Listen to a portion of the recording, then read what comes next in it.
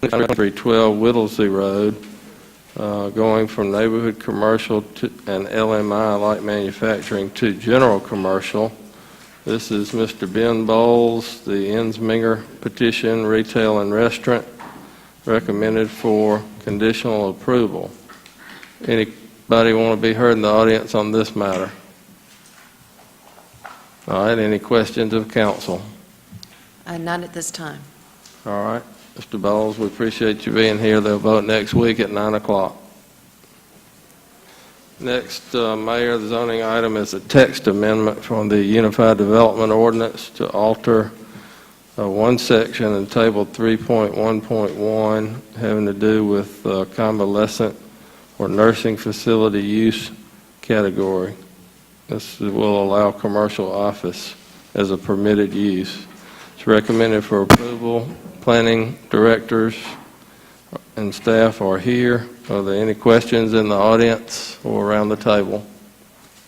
Yes, we have Councilor Thomas. Mr. Jones, if you would you expand on this just a little bit and tell me what this, what difference this is going to make in the UDO? Simply put, Councilor, excuse me, simply put, it's just going to allow that use to go into a CO zone, which will accommodate their needs as well at the same time. Right now, we don't allow that. We don't allow for the assisted living facility in a CO zone at this time. What are some of the kinds of things that are in a CO? I know what an RO zone is. What are some of the kinds of businesses in a CO? Do you remember off the top of your head? Well, as the name really implies, it's commercial office uses that can go in there now. I just was wondering the difference between the residential office and the commercial. Residential offices are primarily the apartments that can go into an RS zone. Commercial offices basically separates it away from the residential uses completely. Okay. So it's just a CO. Yeah. Okay, got So it. it's more of those kind of uses, though. Thank you. All right. Yes. So, any more questions? We will vote on that next week at 9 o'clock. And Mayor, we've got one more zoning-related item on my agenda. It's number 13 with former Mayor Portachef here. Yes. We'd like to call that up for a vote. It's a special exception use request, 3703 University Avenue. It's currently zoned neighborhood commercial. It's proposed for a wireless telecommunications tower, and it's recommended for approval. This is a public hearing, so does anybody in the audience want to be heard? Okay, we got one out here that wants to be heard. Let's, Mr. Portachef, you go Thank you first very much. as petitioner. Appreciate it. Let me just start off as a matter of levity by pointing out that Councilor Huff's tie is a heck of a lot louder than mine, but mine is a lot more expensive. Yeah. Again, I want to thank the development organization, the PAC, and your wonderful employees over there, Rick and Will, for assisting us in this. I have with me Mr. John Throckmorton of Municipal Communications.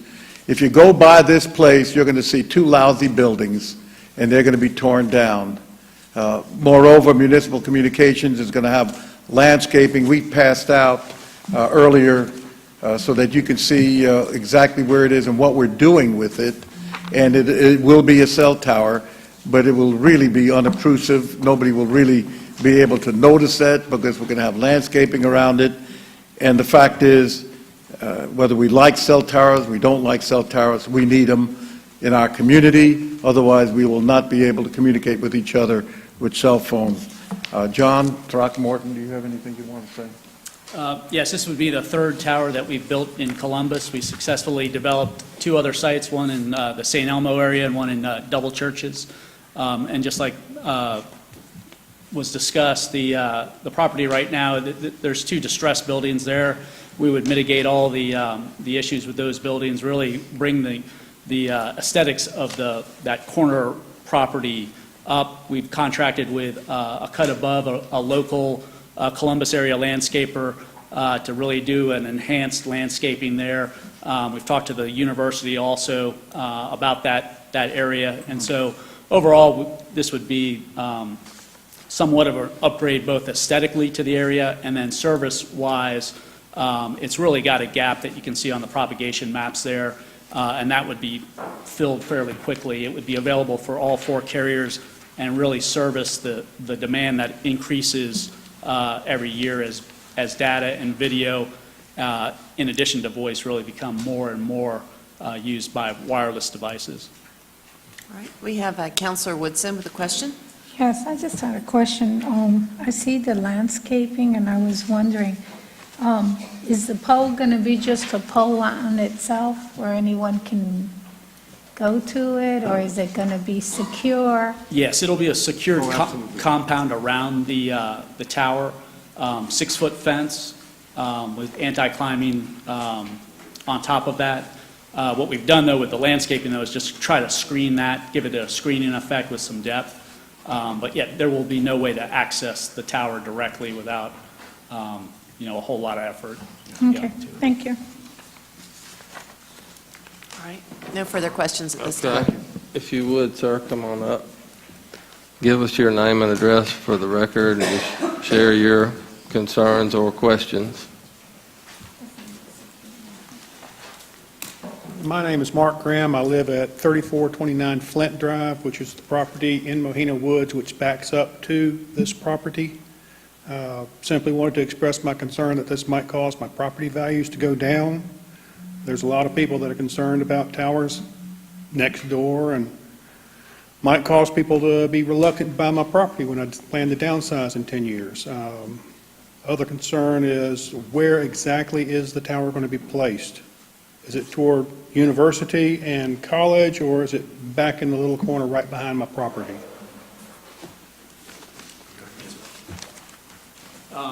No, we're very sensitive to that. There was a similar situation at Double Churches in which we built the tower in the commercial district, and it butts up to residential also.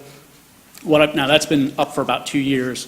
What we've done is compared the value of those closest properties with that zip code. That's kind of the best analysis that we can do. And the property values do fluctuate, but the fluctuation is in line with the zip code. So typically what we have seen, now individual buyers may vary, but the general trend is that the property values will just tend to track with what's going on in that particular zip code. That's the analysis that we've got. How you doing?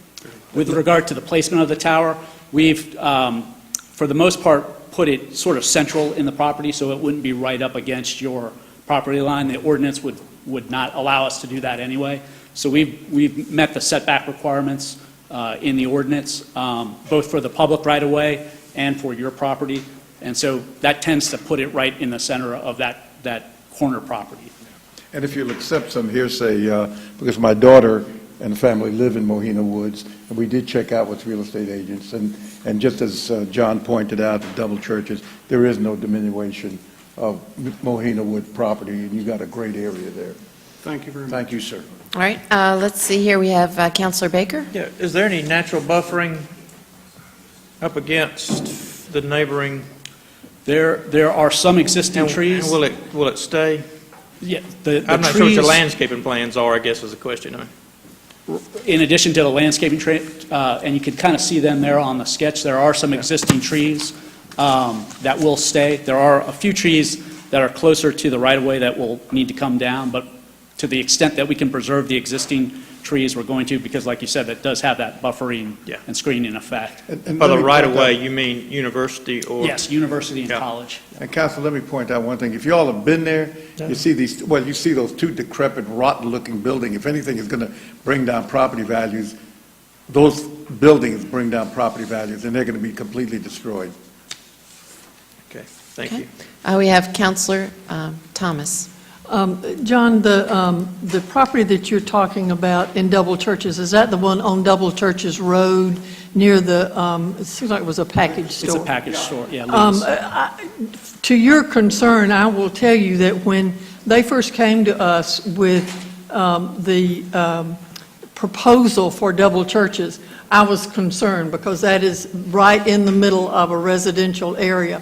If you drive by there today, you can't tell where that pole is with all of the landscaping that has gone on. And I would assume and urge the same type of thing to go on here, that you won't be able to tell unless you know and are specifically looking for the tower. They do a really good job of the camouflage, if that helps any at all. I don't know if it does. And this tower is actually 30 feet shorter than the Double Churches tower, and the landscaping is a lot more extensive because we're on that corner property, so it's going to be seen by a lot more people, so we just went ahead and... Yeah, you can't even tell that there's one there at this point on Double Churches. But the liquor store is still there.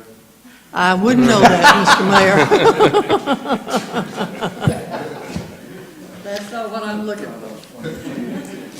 Okay. All right. It If there are no appears- other yeah. questions, this is a resolution, and it can be voted on at this time. Okay, we've got a motion and second for approval. Let me cue it for vote, although it's down the list a bit.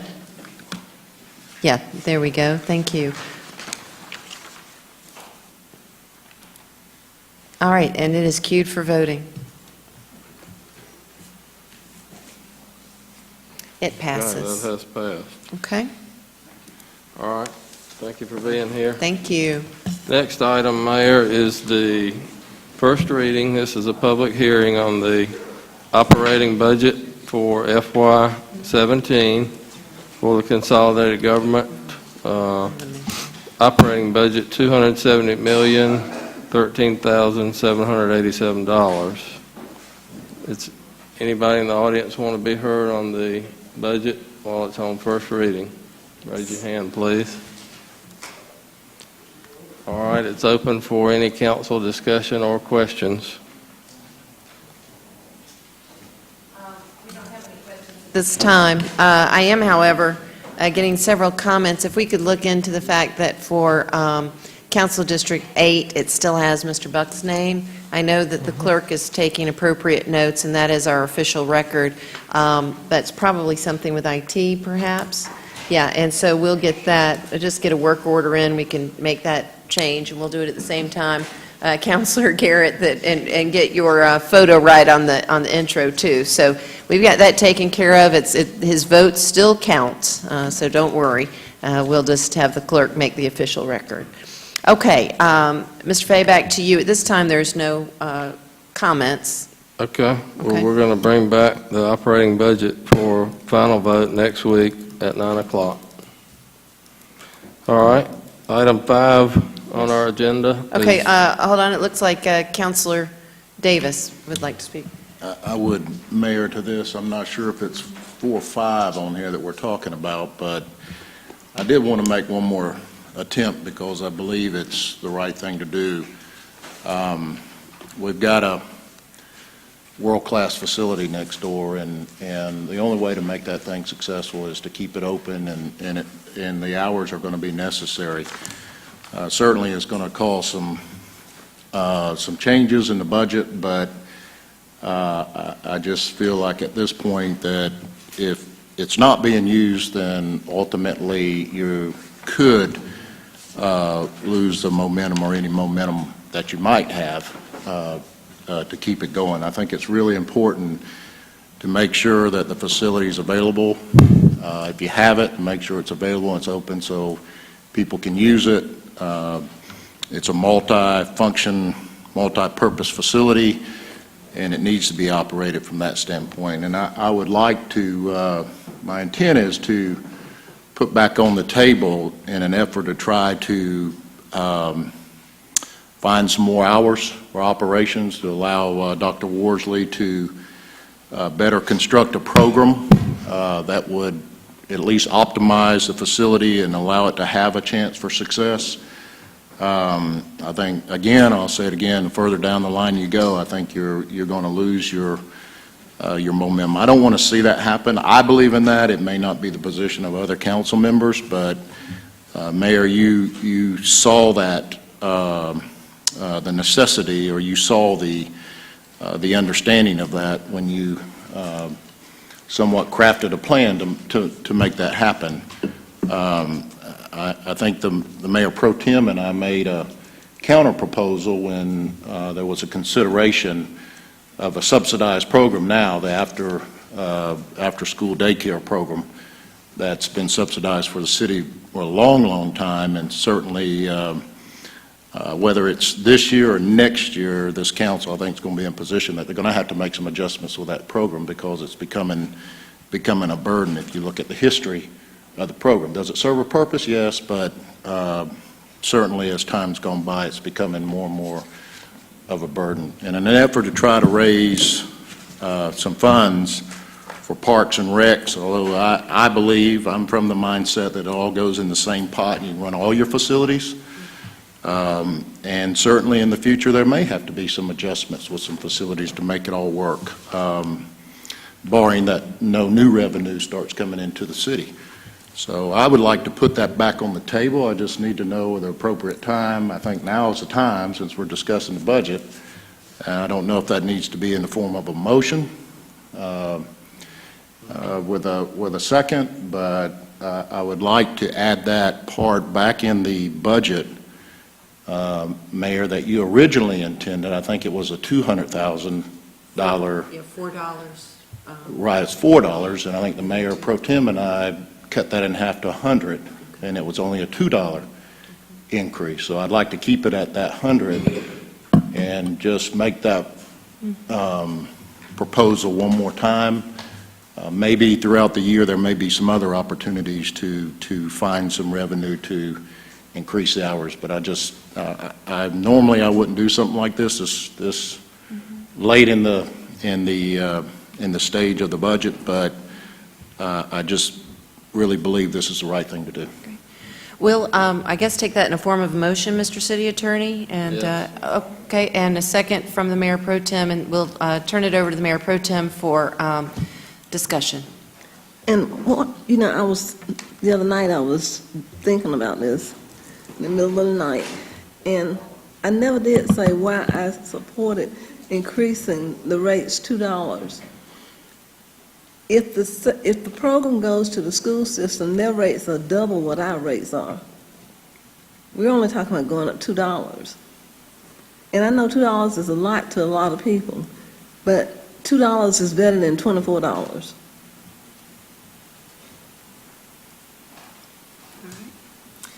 And we have Councilor Huff. Yes, I am in favor of trying to find a way to increase the hours, but I'm not in favor of the increase on the fees. The amount of money used, I guess, paid by the parents to the after-school program, the school district has had the wonderful opportunity to pick and choose the schools that they deal with. And Parks and Rec is left with the remaining schools. I agree with Councilor Davis. It's something that we will have to address in the future. I'm just not ready to address it right now. Maybe next year, because we're taking from after-school program at this point where the parents have not had sufficient amount of time to prepare. And then looking down the road, I don't know what else we had in there, because I know it was after-school program. We had looked at the 1% hotel tax, that they didn't want to touch that either. So I just need some clarity now. Is this just strictly after-school fees? That's the motion on the table, is $2 increase in the after-school fees for $100 estimated net additional revenue. Okay, yeah, I'm not in favor of... Did I say 100,000? I'm sorry, 100. 100,000, yes. Okay, I understand. I'm just not in support of increasing fees at this point. Thank you. All right. And we have Councilor Thomas. Mayor, I just want to make sure, and Mr. City Attorney, of the procedural, this came to us as part of the mayor's recommended budget, the $4 fee. And we put that on the add delete list and deleted that fee. Is that correct? That's right. It was And now, this motion would bring back $2 of that $4. Or you could just look at it as a completely freestanding motion.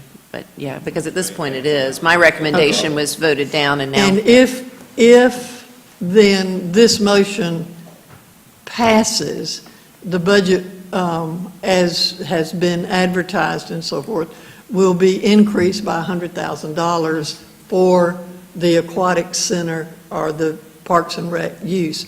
If it is not passed, then we continue on as we were when we finished the add-delete list. I just want, that's, okay. I just want to make sure that I've got all those steps in a row.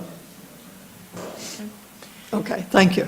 And of course, as a first read, and Mr. City Attorney, if you'd like to speak to this, I think certainly a budget can be amended even though it's been advertised at a certain amount. So if it's amended at a public hearing where there's a quorum and all the requirements we have, it can certainly be amended if it passes with the majority of the vote. Let's see, Councilor Thomas. And so if, excuse me, if this passes, then next week when we vote on the, if this motion passes, next week when we vote on the entire budget, this $2 increase will be in that budget, correct? And can it at that time be removed, deleted? On the Voted out? second read? Not normally. Yeah, what happens on a second read? Not normally on second reading. We would have to convert it to a first reading and delay the second reading till the third week in June. So normally the time to amend it is now on first reading. But we could, I mean, I only say this because, I'm not saying we want to, because obviously you're pushing it up against the limit, but I know Macon had a much more severe circumstance, and I think they had to go just after July 1, which of course was in violation of state law. So anytime up to midnight on June 30th, you could convene theoretically. Theoretically. Yeah, okay. All right. Thank you. Yeah. Yes, Councilor Davis. And I want to say the budget stays the same. There's no increase. It's just it would be No, a it- fee in the Parks and Recs, Yeah. and then it would be the director reallocating it. It would change the budget $100,000 because this new revenue would be coming in. Yeah. mhm. Well, it would then. Yeah. Sorry. Yeah. And that, but it's balanced by the expense category, yeah. Yes, that's correct. It would increase $100,000 both on the revenue and the expenditure side, so it would remain a balanced budget and no additional access to the fund balance, so it would remain balanced. Well, that's what I meant, but. Yeah, that it remains balanced, it doesn't throw it out of whack. Thank you. All right, we have Councilor Huff.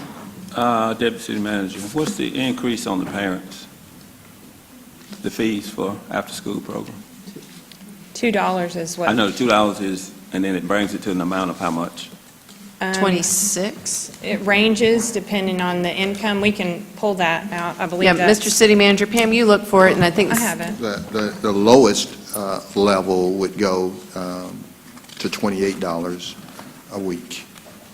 Okay, so it's a $2 increase. And then, of course, it's based on income, so Okay. the lowest fee in the income of any income category is currently $26. Okay. So this would take it to 28. Okay. But we do have, and that's a good point, we do have a sliding scale that takes in consideration the income of the parents, the ability to pay. That's correct, and the school district has a flat fee of $45. Flat fee of 45? Yes, for all, they don't have income categories, it's $45. Okay, okay. All right. I believe that concludes discussion. It's an amendment. Oh, I'm sorry. Go ahead. She's putting up some information. Oh, okay. So we have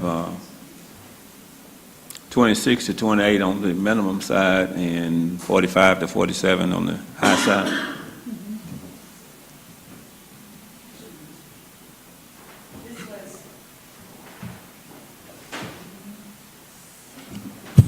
This actually was the $4 proposal, but it would be the same for the first and second child, but it would go up just $2 instead of the $4.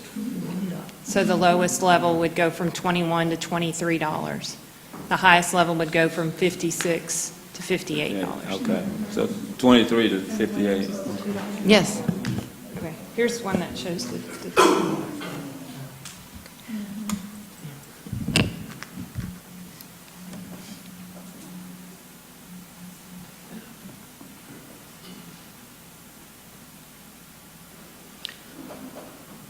That was the $2. this one is the $2. Okay. Okay, so minimum increase, the $21 will go to 23 and the 56 will go to 58, correct? That's correct. Okay. Thank you. Pam or Dr. Worsley, can you refresh our recollection about how long it's been since these fees have been adjusted? And just, yeah, I know we're asking you to talk off the top of your head, but if you could give us a sense of that, because we had discussed it before, and I believe we were lower than, as the Mayor Pro Tem has said, the school district, but also than Girls Inc. and some of the other nonprofit organizations. We were the lowest by far. Dr. Worsley's indicated, I believe we've done it one time in the last 5 years, and it was by $2. Okay. All right, we have Counselor Garrett. Dr. Worsley, was there any impact when they raised the fee last time on attendance? How did it affect attendance, particularly in the lower income categories? Good evening and welcome, by the way. Thank you. We did not receive a lot of pushback. We didn't notice that there were a lot of people that said we're not going to be able to afford to pay it and move on elsewhere. Our numbers stayed relatively high. Okay, thank you. All right, it doesn't look, oh, we've got Counselor Baker. Yeah, well, that's all right. I just felt like we kind of had this discussion during the budget session, but I understand it's a sensitive issue, but it's not something I'm going to be able to support. I'd like to see the Aquatic Center have an opportunity to work through to see if there are some cost savings that perhaps they can implement rather than putting a fee on the after-school program. And also if there may be an opportunity for them to review their own fee structure within the users of the natatorium first, rather than go to the after-school program. So I would like to see some other things take place before I'm inclined to approve something like this. Thank you. All right, anything else? All right, since it's an amendment, it's not going to be on our electronic voting, so we'll have a roll call vote. We've had a motion and a second. All those in favor of increasing the after-school program by $2 for a total of $100,000 annually, please state aye. All right, and those opposed? No. Okay, and Ms. Washington, if you would take a vote. Those in favor, please raise your hand. 1, 2, and those opposed. 1, 2, 3, 4, 5, 6. Okay. All right. All right. Mr. Fay? In light of that, the numbers on the table will stay the same. We'll bring that operating budget back for a vote next week.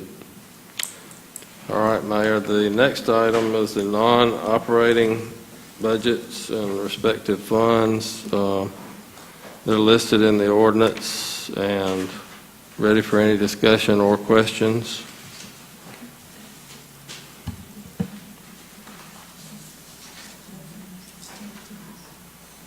This is number 5 on our agenda. I know the Mayor Pro Tem has an amendment, Mr. Fay. Which one is that? That's not until item 11. All righty, okay. Don't let us, Okay. help me, a reminder that, If there are no questions on the non-operating funds, we'll bring that back also for a vote next week. Then I'm going to call items 6, 7, 8, and 9 together. These are the annual contributions to the General Government Pension Plan, Public Safety Department Pension Plan, the Major Disability Income Plan, and Death Benefit Plan. All the numbers and contributions are spelled out in the ordinances. Are there any questions while Ms. Hodge is up at the podium? none at this time. Okay. We'll bring all four of those back. And item 10, this is to increase fines for overtime parking violations effective July 1, going to $40 on the fine. Any discussion or questions? None at this time. All right. Now, number 11, Councilor Pugh is going to propose an amendment in subsection A. You should have it around the table in front of you. We're just striking 3 words and inserting the word property. So the final sentence will read, "A charge for services of collection and disposal of garbage, trash, and other solid waste, including yard waste, in Columbus, Georgia, for any residential property shall be as follows." And then the rates are just as they were on the first proposed draft. Okay. We have Counselor Thomas. I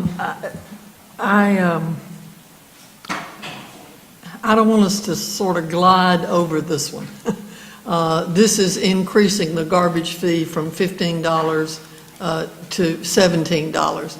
And I don't want the public to think that we are doing this without plenty of talking and notice to them that this is happening. If there's any issue that has been brought to my attention time and time and time again over this last year, it's been the change in the garbage pickup schedule and every time we've increased the fee. So I'm not proposing that we change the fee.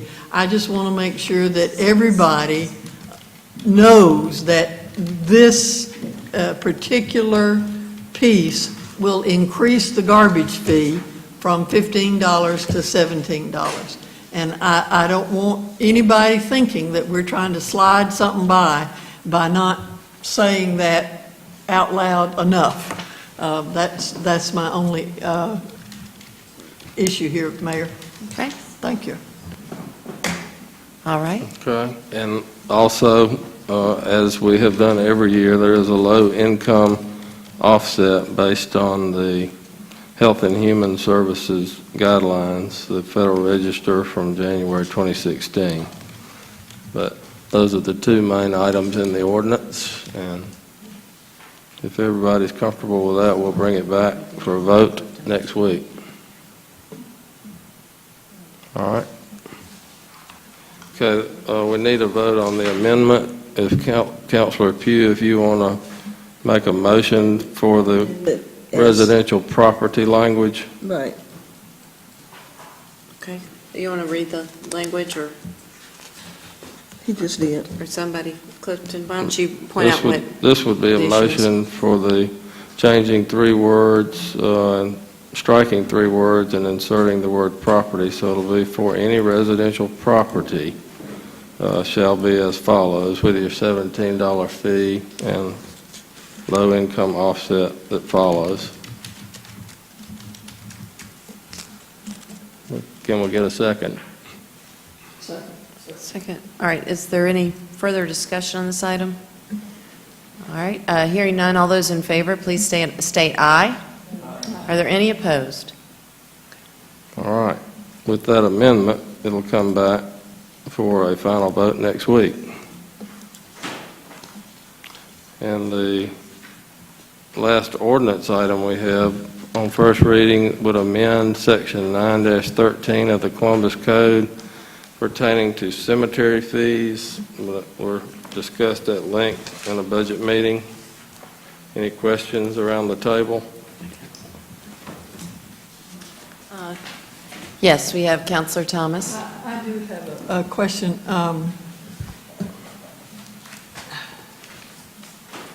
Well, no, I'm okay, I think. I'm okay. Okay. Okay. All right, we'll bring that back for a vote next week also. We have one resolution left, this is number 14, authorizing 911 charges of $1.50 per billable telephone per month, E911 charges of $1 per month, And prepaid wireless 911 charges 75 cents per month. This is an annual resolution required by the state law. It's ready for adoption. Got a motion, is there a second? Is there any discussion related to this item? Seeing none, I will cue it to vote. And it's ready for your electronic voting.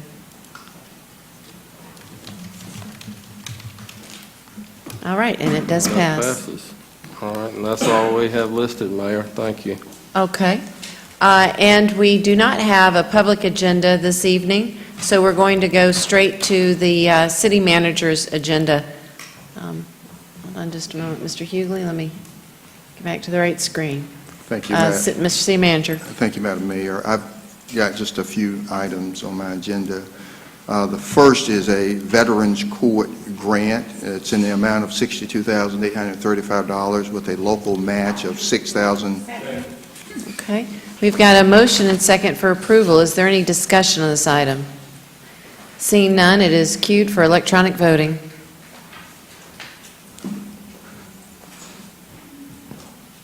And it passes. Got a mental health court grant, $190,180. Okay, we've got a motion by Councilor Davis, a second by Councilor Woodson. Is there any discussion? Seeing none, it is queued for your electronic vote. It does pass. Got four purchases. First is a security surveillance equipment for public works and miscellaneous locations throughout the consolidated government. This is an RFP, and this security surveillance equipment is on an as-needed basis. We've got a motion and second for approval. Seeing no discussion, it is queued for electronic voting.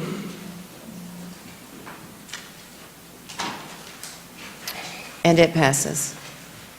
Next, I've got, I'm requesting approval to purchase inmate supplies from a couple of vendors. Got a motion and second for approval for inmate supplies. This is an annual contract. There is no discussion. And it is queued for electronic voting. It passes. Got a roof replacement at Fire Station 4 in the amount of $96,505. Okay, we've got a motion and second for the roof replacement at Fire Station 4. Oakley Drive. What is that, Mr. City? He asked about the location. That's on North Oakley Drive. Oh, yes, oh, yes. Okay. And there's no further discussion, so it's now queued for voting. And it passes. I've got additional engineering services for the Forest Road improvements. We got a motion and approval now. Madam Mayor Pro Tem, you can only vote once. All right. Okay. And it's ready for electronic voting.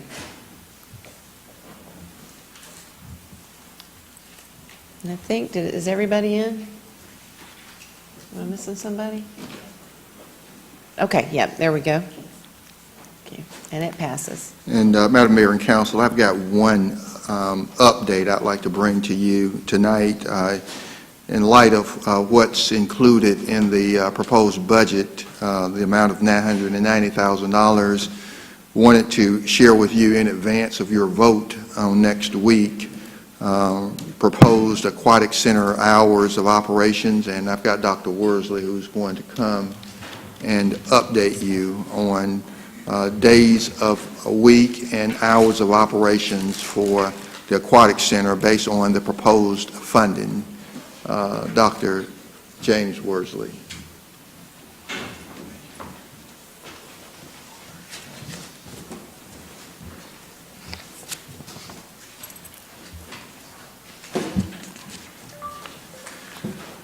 Good evening again, everyone. All right, thank you, Mr. City Manager. We're going to talk quickly about the Columbus Aquatic Center update regarding where we are with hours of operation as is outlined with the budget. that we currently have for, or potentially could have for the Columbus Aquatic Center. I have about 6 slides that I'm going to go through and then open up for questions that you might have. Okay, again, this is the Columbus Aquatic Center FY17 budget. This is revised and, of course, proposed for new operational hours as well. First, take a look at the personnel expenses. Here, what is laid out is personnel expenses as regards to salaries, wages, retirement, and insurances. And then when you have 2 columns, one takes a look at the 89 hours for FY17 budget, and then 60 hours is what we're going to be proposing for FY17 budget and what those dollars look like. Totaling at the very bottom, when we were focusing on 89, we're looking to spend $726,000 in personnel, versus at 60 hours in the proposed numbers, we're looking at $512,000 in the proposed budget. As we look at the facility and program expenses, these are things that the daily operational needs for the Columbus Aquatic Center, any program that goes along with the advertising, print, you name it. This is what all other expenses are in place. At the 89 hours, we had a total at the very bottom, and the grand total takes a look at the first page I show you, which was the personnel expenses, and then also the facility expenses. That's where you get your grand total from, which was about $1.2 million in terms of the 89 hours. The 60 hours, we're right at $992,000. Which gets us also to the positions that we're going to need for the 60 hours for the Columbus Aquatic Center. The G23 is the Aquatic Center Director. This is the person that's going to be in charge of the day-to-day operation of the Columbus Aquatic Center. They will be supported by G16, which is the Assistant Aquatic Center Program Supervisor. This person is, of course, in charge of all program aspects for making sure that new programs and current programs go on without a hitch, and, of course, build our base to make new programs happen. Of course, that's our bread and butter for our revenue. So we want to make sure that we have a good person in that role as well. G17, Maintenance Worker 1. This person, of course, will take care of our maintenance needs at the facility, looking at pool chemicals and those sorts of things. Our part-time G7 maintenance worker is a part-time position. This person supports the full-time person at 29 hours per week.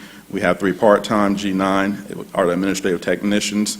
They are the clerical staff that runs the front office for the Columbus Aquatic Center. Being 60 hours, of course, you would have to make sure that we are able to support the hours of operation for the center as well.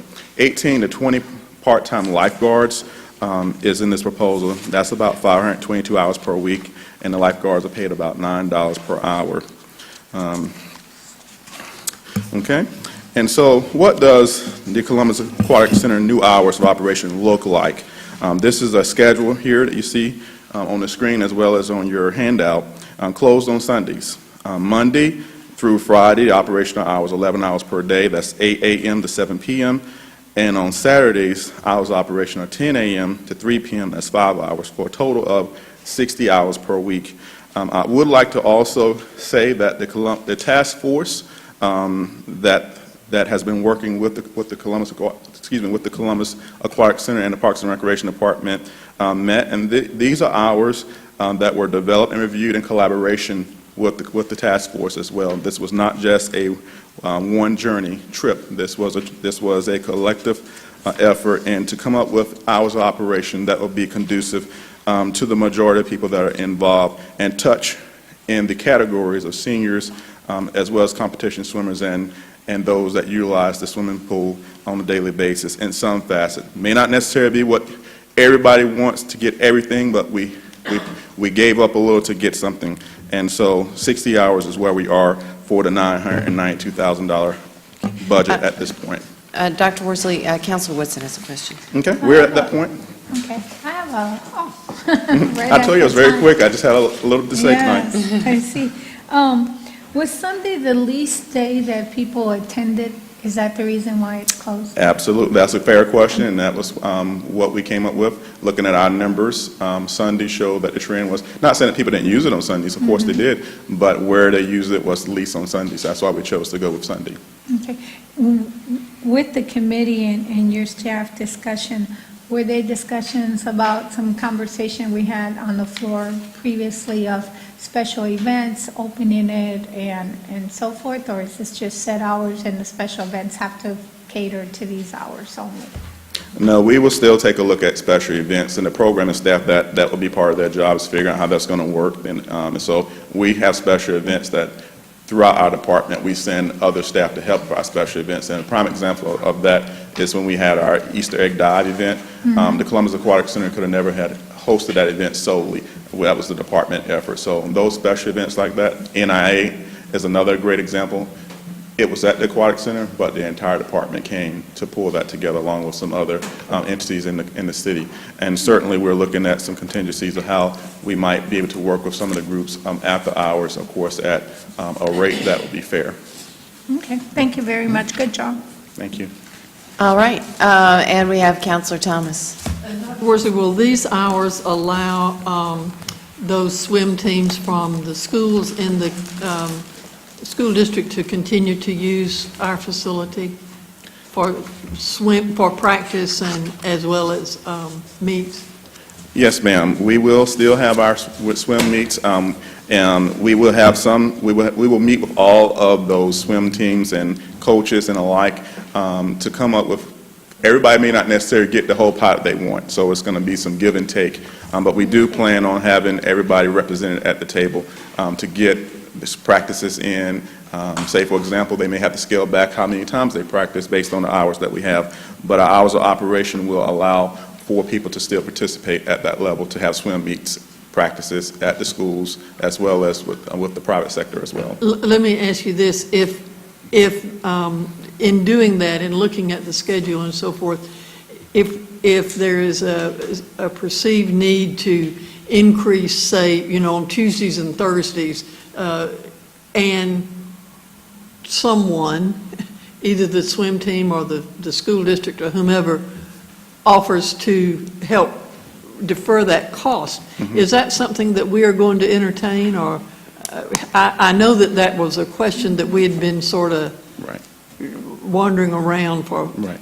And we said in the past that we would look at entertaining it, and we still hold true to that. We're looking at ways to entertain that. And after hours operation, they will receive that cost. If they were able to, if they want to have a practice outside those operational hours, then they will be given those fees for what that cost might be associated with the Columbus Aquatic Center. And I would assume that if there's a swim meet that goes beyond that, part of the cost of hosting the swim meet is those additional costs. Is that correct? That's right. We put that in our performance agreement when we set those up. Yeah, okay. Thank you. Yes, ma'am. And I do want to say thank you for trying to, it seems to me that you've tried to accommodate as much as you can all of the issues that have been brought forward, and I appreciate it. Thank you. Thank you. Okay. All right, that does seem to conclude discussion this time. And Madam Mayor, that concludes my agenda, but we do want you to know that we are committed to continuing to work with the task force and others and look for creative, innovative ways to try and increase the hours from 60 hours to something more. And so it's going to take a while to get in there and see how that we can possibly do better in terms of increasing hours, but we're committed to doing that. And we'll, until we get where we think we need to be, we'll give you regular updates, if not every other month, at least quarterly, as to how we're doing. Okay. But that concludes my agenda. We Mr. have City Manager, I Councilor. just had one more comment. Sure. Madam Mayor. We are approaching July 1st, and that's when we're looking for these operational hours to go into effect. But one other thing we talked about was the task force going away and it coming into a commission that council voted for to have a Columbus Aquatic Commission. And so we're going to need for that to really start July 1 to go in partnership with us as we move forward. And so councilors would need to make their appointments so we know that who will be on the commission, because it may not be the same people that's currently on the task force. And we need some direction in that direction as well. Excellent point. Madam Clerk, why don't you make a note to get an email to the counselors? I can't remember if they were like specified positions, I just can't recall. But if you'll get that to the counselors so they can be thinking about it. And also, Dr. Worsley, if these hours are going to go into effect July 1, there needs to be a whole lot of public outreach. So let's do Facebook, and let's do press release, and let's do, CCG TV, and all the things that you all do to make sure that the citizens get the word. Councilor Baker. Thank you, and thank you for the work, again, that you did. But let me ask you this, for the year ending June 30, 16, did we run pretty much 89 hours for that year? Yes. Yes. And what's going to be our year-end budgeted cost? Did we come in 850 We don't have those numbers yet. on budget? I mean, as I recall. No, we are operating within budget. I don't know I don't have the exact numbers. I don't know if finance Okay, that's fine. have any final numbers, but they are operating within the budget. The approved budget for 16, which was Okay. $825,000. Okay, That's right. okay. And I realize that's less than ideal circumstances. We've been all through that. Yes. But I was just hoping that expanding the budget to 992 still was not enough to even maintain from 825,000 to 992,000. It's a fairly substantial increase to not be able to even maintain. And that's just part of the, I'm trying to, You mean to maintain the 89 hours? yeah, or close to it. Well, Or close to it. And I think, staffing costs is the difference You in have a lot in staffing costs. that you're using existing staff rather than, Right. and of course, we're talking less than $200,000, I guess about $200,000 Right. more, so. 167. Okay, thank you. So, Mr. City Manager, are we, and I heard the mayor say, start advertising, so are we saying that we're moving in this direction to go ahead and start advertising? I think after next Tuesday, we're going to move we're going to move ahead with everything because the budget will have been approved, will Well, be approved. I wonder, maybe counselors want to speak to this, but short of some of the really dramatic things we were talking about a moment ago in response to Counselor Thomas's question about calling a special meeting and, having to turn the second read into a first read, tonight's it for amendments. And so we have to balance that, the fact that the budget isn't absolutely finalized, but for all practical purposes, it is finalized, with letting the citizens know as quickly as possible. I would just hate for them, it's summertime, the kids, I would hate for them to get very enthusiastic about bringing a group of kids down and find out it's a day that we're closed, Well, yeah, and I think we'll have all documents, press releases ready to go, and our meeting on Tuesday is at 9 o'clock. And when we Okay. leave that meeting, Oh, fair enough. We're Okay. moving. Just a few days. yeah, just a couple of Okay. days, yeah. All right, let's see here. We've got, let me see what order we're in. We got Counselor Huff. Yes, Madam Mayor, were we not to let the commission send us a list like we do the hospital authority on who they wanted to work with them on their commission? No? No, that's not the way this one works. I'm sure you could ask anyone to make recommendations to you. You could call right now for citizens to make recommendations, or ask the task force. Is there a chairman of the task force? Brian Abeda is the co-chair of the task force. Maybe he can make as well as recommendations Mr. or Queen. something. Okay, that's what I was wondering, because I know we were trying to get people who were experts in the swimming community. I vaguely remember that they were designated seats. Were they designated seats in your memory, Madam Clerk? Or maybe the city attorney? I think just one was designated from the Hurricane Swim Okay. organization. Of course, you could have more from that organization, but that was the only one that was designated. Out of 7 members, I think it's 7 total.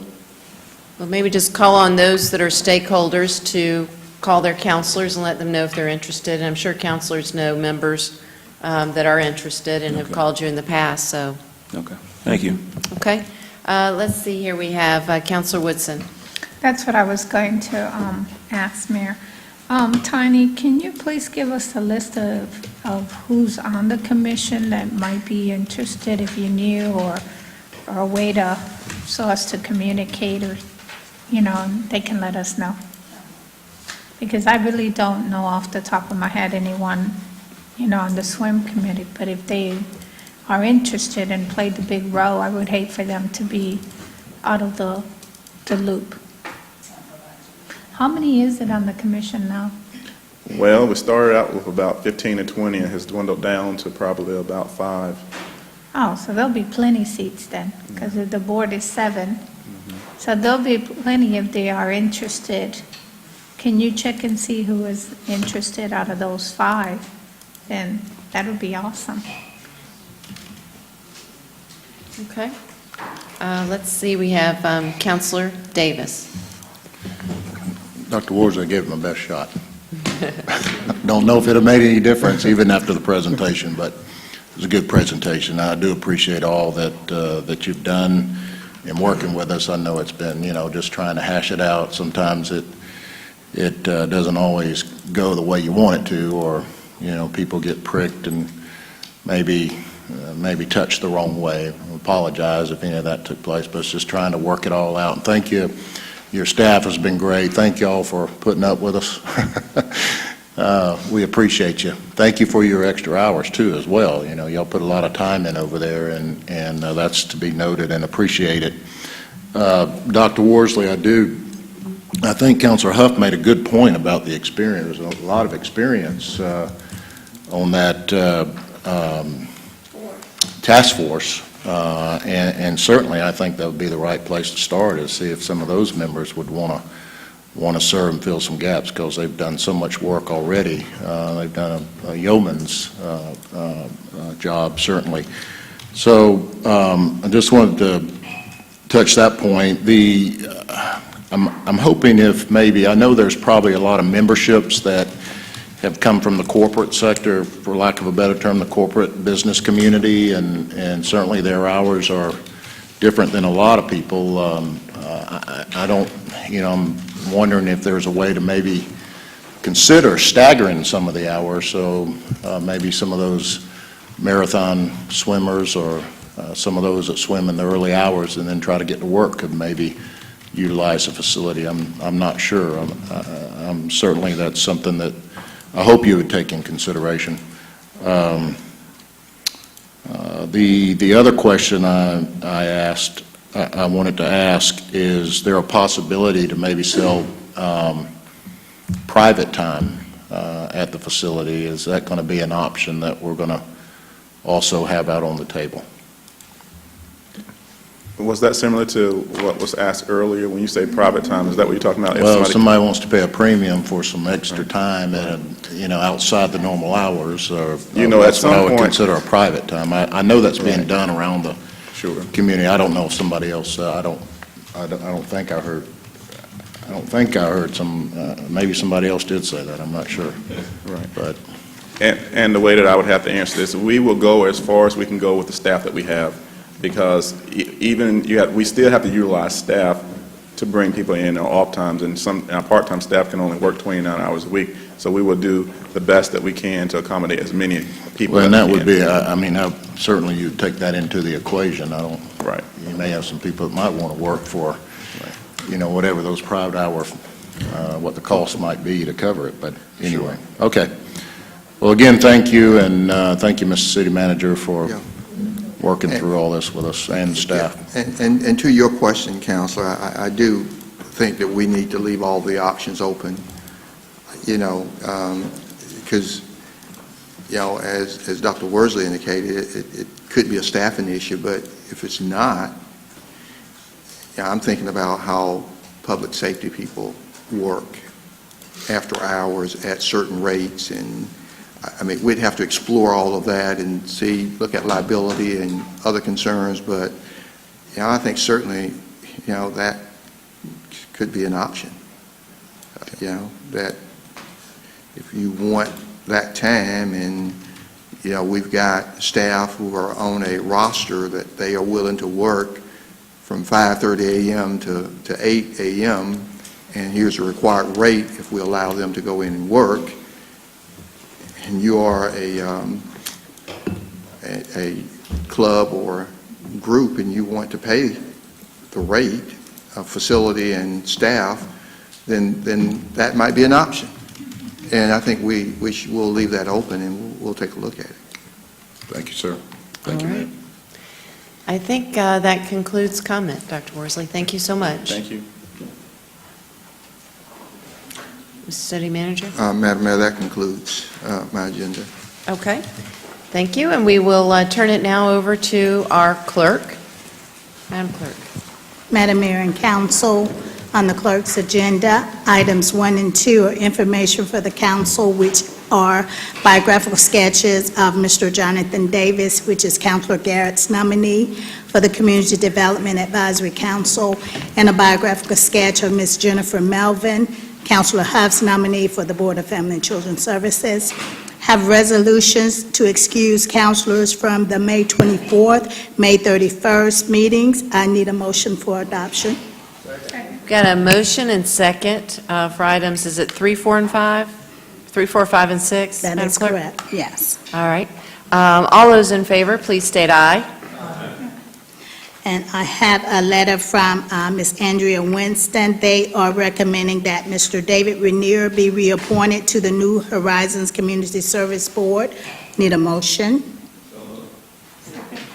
Got a motion and second for, is this an appointment or just for a receipt of the name? No, it's a reappointment. For the reappointment? Yes. Okay. All those in favor, please state aye. Minutes of various boards can be received. Got a motion and second that the minutes be received of the Board of Health, the Board of Tax Assessors, and the Land Bank Authority. All those in favor, please state aye. I have 2 add-ons. Hold on a second. We got Counselor Thomas. Before we leave the minutes, Mr. City Manager, I would request that as you work with your department heads who have some of these boards and commissions as part of their regular job, would you remind them that they are to have minutes of their board meetings reported to the clerk? Over the last couple of days, I tried to find minutes of one of the boards here, and the last time we got minutes from that board was December of 2014. And I know they meet, but they're just not getting them to the clerk. Would you remind them to please do that and get current with those board minutes? That's the only way we know what those boards are doing. Thank you. All right. Madam Clerk. Okay, I have 2 add-ons for temporary street closing application. It's just for the council's information. It has already been approved by the chief of police, but it's for the Uptown Big Sky Bravery 5K, 10K run, which will be held Saturday, June 11th from 7:30 to 10:30. And also the Davis Broadcasting Family Day in the Park. It will also be held on Saturday, June 11th, from 8 a.m. till 10 p.m. On our board appointments, Board of Family and Children Services, Ms. Jennifer Melvin has been nominated. She can be confirmed. Got a motion and second for confirmation. All those in favor, please state aye. On our Civic Center Advisory Board, Councilor Barnes is still working. Yeah. Okay. And also, District 9, Councilor Thomas, I know you're also working on a replacement for Mr. Grantham. On our Golf Course Authority, we have 2 nominees for Ms. Rudine Nelson seat who cannot succeed herself. Council's ready to take a vote. Councilor Baker. Councilor Barnes. Councilor Davis. Councilor Garrett. Councilor Huff. Councilor Thomas. Mayor Pro Tem. I'm sorry? Okay. And Councilor Woodson. We don't have enough votes. We'll have to bring this back for another vote at our next meeting. On our Circle Commission, we still need someone to fill this seat of Mr. Pedro Augusto. Also, on a Community Development Advisory Council, District 2, Councilor Davis, Mr. Hayes is not eligible to succeed himself. For District 8, Councilor Garrett has nominated Mr. Davis. He can be confirmed. Got a motion and second for confirmation. All those in favor, please state aye. And also, Mr. Colin Martin is not interested in serving again, and he represented Council District 8. On our Historic and Architectural... Council District 9. I'm sorry, I apologize, Council District 9. On our Historic and Architectural Review Board, Mr. Ed James has resigned. This is a home builder's recommendation, and we are waiting to hear back from them, and once we receive that, I will bring it back to council. Madam Clerk, it does say a Historic Columbus Foundation representative. You may just want to double-check I will. for council so they'll know who they can approach. Councilor Baker? Could we go ahead and do an add-on for those tonight, or would you want to bring those back? For the councilors who are at, yes, we can. You're moving that motion? Yes, I'll Okay. go ahead and make Is that there a motion second? to excuse those that are not present tonight. Okay. So that's Councilor Henderson and Councilor Allen. A motion and second. All those in favor, please state aye. And also, Councilor Woodson is working on a replacement for Ms. Tracy Belt for District 7 on a Recreation Advisory Board. All right. And that's all I have, Madam Mayor. Thank you. Okay, well, that concludes our business for the evening. Mr. City Manager? Madam Mayor, I just want to take the opportunity to say that Mike King was able to take vacation, and we have Mr. Bruce Lee, who's managing our TV station tonight, so... Excellent job. All right, good, good.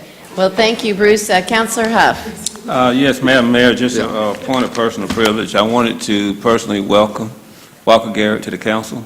I was not here for your swearing in, and I was working and live streaming as usual when I'm working, so I saw that it went well, so welcome aboard. All right, great. With that, I'll entertain a motion to adjourn. I've got a motion. Is there a second? There's a second. All those in favor, please state aye. All right, we'll adjourn. We will see you next Tuesday at 9 a.m.